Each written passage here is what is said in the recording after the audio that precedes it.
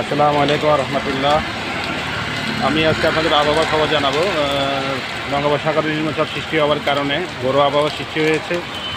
এই জন্য ঢাকা শহরে বিভিন্ন জায়গায় প্রচুর পরিমাণে বৃষ্টি বেরোচ্ছে।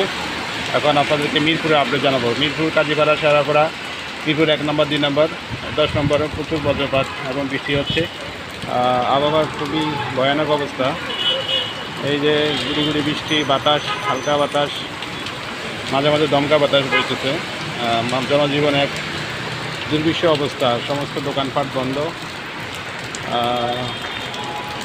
আবহাওয়া খুবই টালমেটাল অবস্থা। জানি না এরকম পরিস্থিতি আর কতদিন থাকবে।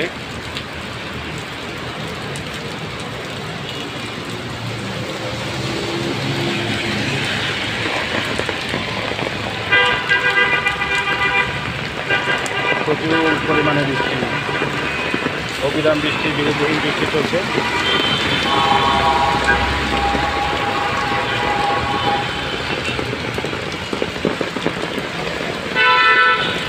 সঙ্গে থাকার জন্য ধন্যবাদ।